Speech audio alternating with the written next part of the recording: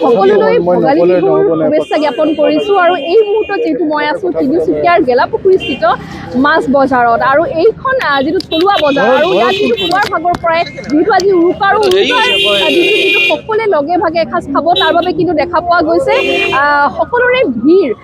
যিহেতু হাঁহ কুকুৰা মাছকে আদি কৰি কেইবাটা ইতিমধ্যে বিহু সামগ্ৰী উপলব্ধ হৈছে, আৰু সকলোৱে আহি বজাৰ কৰিছে। যিহেতু আজি উৰুকা বুলি কিন্তু আমি দেখুৱাইছো তিনিচুকীয়াৰ পৰিৱেশ সকলোৱে লগে ভাগে আছে। দেখা পোৱা গৈছে তিনিচুকীয়াৰ বিধায়ক আছে সঞ্জয় কিষাণ আহি উপস্থিত হৈছে, আৰু তেওঁ মাছৰ বজাৰত যিহেতু আজি উৰুকা তেওঁ নিশ্চয় লগে ভাগে এসাঁজ খাব। দাদা আপোনাৰ ওচৰলৈ আহিছো, কি ক'ব?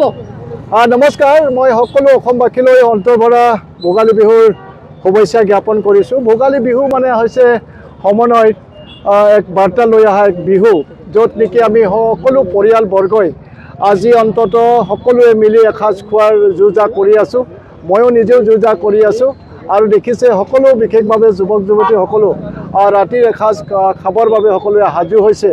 আৰু এয়া হৈছে আমাৰ মাঘ বিহুৰ বিশেষ তাৎপৰ্য, যে আমি প্ৰত্যেক বছৰতে সকলো পৰিয়ালবৰ্গই সকলো সমন্বয় ৰাখি পেলাই আমি এসাঁজ খাবৰ কাৰণে প্ৰয়াস কৰোঁ।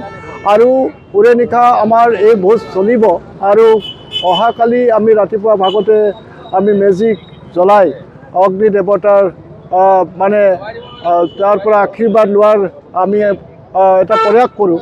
তো গতিকে এটা সুন্দৰ পৰিৱেশ, আৰু এনেদৰে আচলতে আমাৰ সমাজখন সমন্বয়ৰ জৰিয়তে আজি আগবাঢ়ি আছে। যিখন সমাজে সদায় একতাৰ জৰিয়তে খোজত খোজ মিলাই পেলাই আগবাঢ়িছে, আৰু সেয়েহে আমাৰ সমাজখন শক্তিশালী হৈ আছে। আৰু আমি এনেদৰে সমন্বয়ৰ জৰিয়তে আগবাঢ়িব লাগিব, আৰু এনেদৰে এখন শক্তিশালী অসম আমি নিৰ্মাণ কৰিব লাগিব। তো গতিকে সকলোকে অন্তৰ্সৈতে পুনৰবাৰ মাঘ বিহুৰ শুভেচ্ছা জ্ঞাপন কৰিছোঁ, যাতে আমি সকলোৱে এনেদৰে সমন্বয়ৰ জৰিয়তে আগবাঢ়োঁ। আমি দাদাৰ পৰা আৰু এটা কথা জানিব যত্ন কৰিম। দাদা আজি ক'ত, আজি উৰুকা ক'ত হ'ব? যিহেতু আপুনিও আহিছে বজাৰ কৰি, মানে কি মাছ লৈছে? ইতিমধ্যে আমি বহুত মাছ ল'লোঁ। আমি ইতিমধ্যে আমি চিতল মাছ লৈছোঁ, আমি লোকেল মাছবিলাক লৈছোঁ বিশেষভাৱে, আৰু ইতিমধ্যে মই কাৱৈ লৈছোঁ। দেখিছে আমাৰ এইটো লোকেল মাছ বৰলীয়া বুলি কয়, বৰলীয়া মাছ আমাৰ গুহিজানত বিখ্যাত। তো গতিকে বৰলীয়া মাছ লৈছোঁ। তেনেধৰণৰে আৰু বাকী অন্যান্য মাছ আছেই। কালি আচলতে মোৰ ঘৰত পুখুৰী সিঁচিছিলে, গতিকে পুখুৰী সিঁচি থোৱা মাছখিনিও ঘৰত আছে।